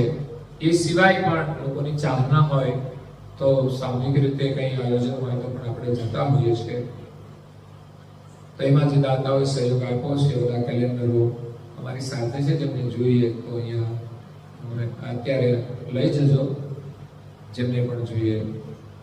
બીજું એક સેવાનું કાર્ય છે, અમારી જાહેરાત છે કે આપણે જે ભજન કીર્તન કરીએ છીએ એમાં જ્ઞાન સંપ્રદાયની અંદર બહુ મોટું યોગદાન આપ્યું છે સંત શ્રી તુલસીદાસજી મહારાજ શ્રીએ. 700 જેટલા ભજન બનાવ્યા છે, બધા લોકપ્રિય ભજનો છે.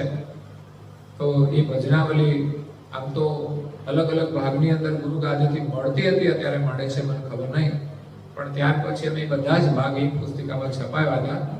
અને એ પુસ્તિકાઓ પૂરી થયા પછી પણ લોકો માંગે છે કે અમારે ભજનાવલી જોઈએ છે, કારણ કે હજુ પણ ભજન મંડળો ચાલે છે ને ભજન પ્રેમીઓ પણ છે, અને તુલસીદાસજીના ભજનો પણ વિશેષ લોકો ગાતા હોય છે. એટલે ઈચ્છા સૌરાષ્ટ્રમાં ગયા ને વ્યક્ત કરી કે તમે પુસ્તિકા છપાવો ને. મેં કીધું તમે સહયોગ આપો તો હું છપાવું, કારણ કે અત્યારે મેં એક મોટું કાર્ય લીધું છે હાથમાં, એ બધાને ખબર છે. એટલે નહીં તો હું પણ છપાવી દઉં. આપણી પાસે હોય આર્થિક સેવા તમારી જ હોય છે અને તમારા માટે વાપરવાની હોય, અમને બહુ આનંદ થતો હોય છે. તમારા પૈસા તમે આપો એ પરમ ગુરુના કાર્ય માટે વાપરવાનો આનંદ હોય છે. મારો એક નિયમ છે કે જીવનમાં પૈસા બહુ ભેગા ન કરવા, કારણ કે ભેગા કરવામાં સમસ્યા હોય છે. લડાઈ ને ઝઘડા એ સંપત્તિના હોય છે, અને કાં તો પછી એનો દુર્વ્યય પણ થતો હોય છે. એટલે બને એટલી સંપત્તિનો સદુપયોગ કરી લેવો, એટલે પાછળથી પણ કોઈ ઝઘડા ના કરે. જે કોઈ આવે ભવિષ્યમાં પાછળનું કાર્ય કરશે મેળવીને સમય પ્રમાણે. એટલે એમણે 11,000 રૂપિયાથી એમણે શરૂઆત કરી. ત્યાર પછી બીજા એક વ્યક્તિ 5,000, એમ બધા લોકો લખાવે છે. એમાં અમારા ગામના એક અમેરિકામાં હોય છે, એમણે 25,000 રૂપિયાની અંદર યોગદાન કર્યું છે. એટલે 1,000 થી માંડીને જેના નામો છે બધા પુસ્તિકાની અંદર અમે મૂકવાના છે, અને 25,000 ના દાતા છે એમના તરફથી એમના ફોટો મૂકવામાં આવશે કે જેમણે આવા સારા કાર્ય માટે યોગદાન આપ્યું છે. એવા ભક્તોના દર્શન પણ દુર્લભ છે, એ પણ મહત્વનું છે કે જેના હૃદયની અંદર ઉદારતા હોય અને આવા ધર્મ કાર્યની અંદર જેનું યોગદાન હોય, એવા ભક્તોના દર્શન પણ આપણને પ્રેરણા આપે છે. એટલે વિશેષ યોગદાન માટે અમે ફોટો પણ એમાં મૂકતા હોઈએ છીએ. તો એવી એક જાહેરાત કરી છે. એમાં પણ જેમની સેવાની ભાવના હોય તો જરૂર યોગદાન કરજો. અને એક મોટું ભગીરથ કાર્ય છે, એના માટે પણ એક જાહેરાત છે મારી કે આપણું એક સાંપ્રદાયિક મંદિર અમે સૌરાષ્ટ્રમાં બનાવી રહ્યા છે. અમરેલી જિલ્લામાં, અમરેલી તાલુકામાં, સોનારિયા ગામમાં 5 વીઘા જમીન એ ગામમાંથી પૂર્વાશ્રમ પરિવાર તરફથી આપી છે, અને 4 વીઘાની અંદર કમ્પાઉન્ડ બનાવ્યું છે. એક રસોડું પહેલા તૈયાર કર્યું છે, અને બીજી વ્યવસ્થા પાણીની કરી છે. મોટી વૃક્ષો વાવીને અને જરૂરિયાત માટે. અને એક મંદિર કાર્ય પણ શરૂ થઈ ગયું છે. 2 વર્ષ પહેલા અમે ભૂમિપૂજન કર્યું. એમાં 35% કામ અમારું થયું છે, હજુ 70% કામ અમે કરવાના છે. પરમ ગુરુની પ્રેરણાથી આ એક મંદિરનું નિર્માણ થઈ રહ્યું છે સાંપ્રદાયિક સંસ્થાના રૂપમાં. ભવિષ્યમાં ત્યાં સેવા, સ્મરણ અને ભક્તિનું કાર્ય થાય વિશેષ, એવા આશયથી તો લગભગ 1.5 કરોડ ને 10 લાખ આજુબાજુનું કામ અમે કર્યું છે. અને હજુ તમારે 2 કરોડનું કામ કરવાનું છે. એટલે તમારી ક્ષમતા અનુસાર, ભાવના અનુસાર તમને ભાવના પરમ ગુરુનું કાર્ય છે એમની સેવામાં જે કોઈને જે ચાહના હોય એ પ્રમાણે સહયોગ આપવો હોય તમારા મનથી સંકલ્પ કરો. પરમ ગુરુ તમને આપે વિશેષ એવી પરમ ગુરુના પ્રાર્થના છે. તો આ સાથે કરવડા ગામના ભક્તોને પરમ ગુરુના ખૂબ આશીર્વાદ અને તમારા પર એમની કૃપા ખૂબ વરસતી રહે. તમારી પ્રવૃત્તિ અહીંયા નિરંતર ચાલતી રહે અને તમારા બાળકો પણ સુખી થાય એવી શુભકામના સાથે અહીંયા મારી વાણીને વિરામ આપું છું. અસ્તુ સત કેવલ સાહી આદ્ય સક્રત સ્વરાજ કરુણેશ કેવલ કરતાથી પૂજ્ય શ્રી કૃષ્ણ સ્વામી મહારાજ કી, પૂજ્ય શ્રી પરમ ગુરુ શ્રીમદ કરુણાસાગર મહારાજ કી, પૂજ્ય શ્રી નારાયણદાસજી મહારાજ કી, પૂજ્ય શ્રી સદગુરુરાચાર્ય મહારાજ કી, શ્રી શબ સંતન કી, શ્રી શબ દેવન કી, શ્રી જ્ઞાન સંપ્રદાય કી, श्री गुरु गादी साधुरी की, श्री कैवल धाम की कथा सत्संग पूर्णाहुति का साथ कैवल साधे. 3 વાર પગે લાગવાનું છે, કોળામાં ખુલ્લા હાથ રાખીને.